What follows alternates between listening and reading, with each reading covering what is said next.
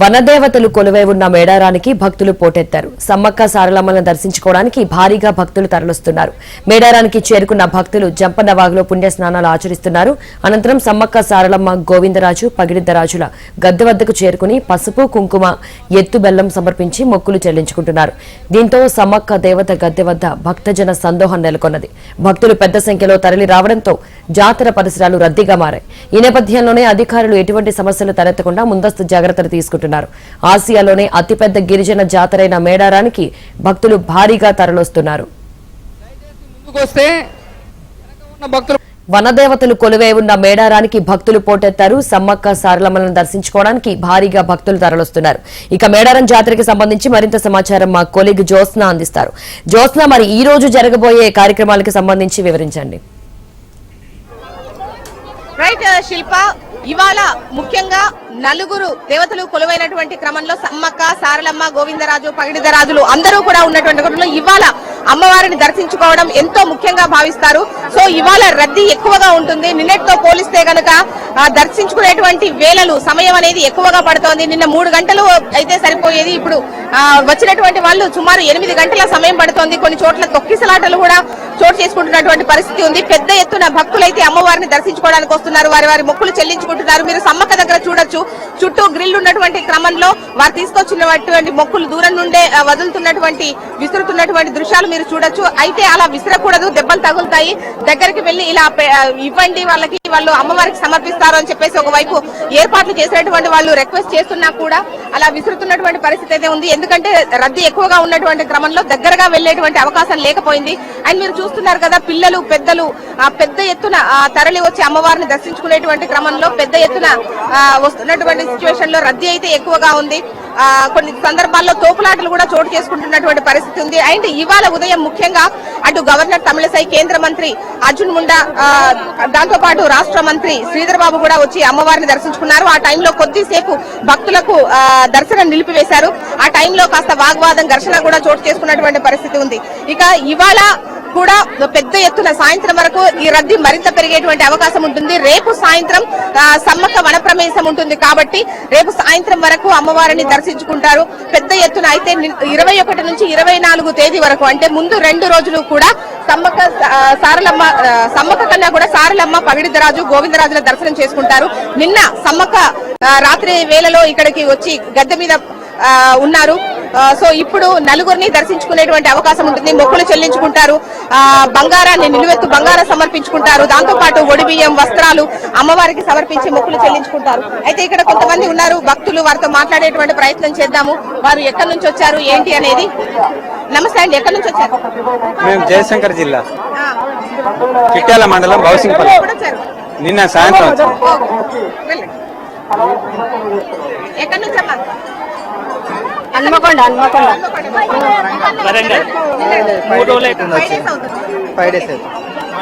మరోవైపు వరంగల్ నుంచి వచ్చాం మేడం. వరంగల్ 3 రోజులు అవుతుంది. అవును, ఇవాళనే వచ్చినాం. చాలా ఎక్కువ అయిపోయింది. కరీంనగర్ అండి. క్రౌడ్ బాగుంది, బాగా జనం బాగుంది. ఆపద ముక్కల తల్లి కదా సమ్మక్క సారక్క. చాలా బాగున్నాయండి మేడం. ఒకటి గాడుపు మంచిగా లేదు, పందిరి కింద వెంటిలేటర్ ఫ్యాన్లు ఉంటే మంచిగా. 105 కోట్లు ఏం చేసింది గవర్నమెంట్? మొత్తం 105 కోట్లు ఫ్యాన్లు పెట్టాలి. 6 అవర్స్ పట్టింది, 6 గంటలు పడుతుందా?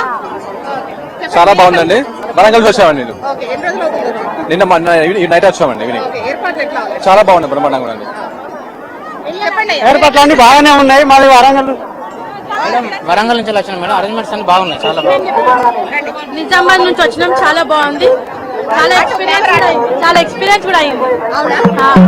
అది ఇక్కడ ప్రస్తుతం మనం పగిడిద్దరాజు గద్దె దగ్గర ఉన్నాము. ఇక్కడ ముఖ్యంగా వాళ్ళు తీసుకొచ్చినటువంటి ఒడిబియ్యానికి సంబంధించి నలుగురికి కొంత సమర్పిస్తూ ఉంటారు. ఇక్కడ దోసిన బియ్యం, అంటే వడిబియ్యం పగిడిద్దరాజు గారికి సమర్పించి ఆ తర్వాత ముందుకు కదులుతూ ఉంటారు. సో ఇది పగిడిద్దరాజుకు సంబంధించి. అండ్ ఎదురుగా ఉన్న గద్దె, పెద్ద గద్దె ఏదైతే ఉందో సమ్మక్కకు సంబంధించి. చెప్పండి, ఎక్కడి నుంచి వచ్చారు? వరంగల్ నుంచి వచ్చాము. ఎన్ని రోజులు అవుతుంది వచ్చి? 2 days అవుతుంది. దర్శనం ఎప్పుడో వచ్చినాము. అది చూస్తున్నారు కదా ఎంత రద్దీగా ఉందో. మరింత రద్దీ పెరిగేటువంటి అవకాశం ఉంది. ఇంతకుముందు మనం ఒకరితో మాట్లాడుతున్నప్పుడు వారు చెప్పారు 6 గంటల సమయం పట్టింది మాకు అని చెప్పేసి అంటున్నారు. అయితే పెద్ద ఎత్తున ఉండడం వల్ల ఎండ కూడా తీవ్రత కూడా అధికంగా ఉన్నటువంటి క్రమంలో కాస్త ఇబ్బంది అయితే ఫేస్ చేస్తున్నారు. కాకపోతే 2 సంవత్సరాలకి ఒకసారి వస్తున్నటువంటి వేడుక మహా జాతర ఈ 4 రోజుల్లోనే అమ్మవార్లను దర్శించుకోవాలి అనుకుంటారు. ముఖ్యంగా ఈ 2 రోజులు 23, 24 తేదీల్లోనే సమ్మక్క అందుబాటులో ఉంటారు. సో సమ్మక్క సారలమ్మ జాతర ముఖ్యంగా ఈ 4 రోజుల్లో ఈ 2 రోజులు అత్యంత ప్రతిష్టాత్మకం అని చెప్పొచ్చు.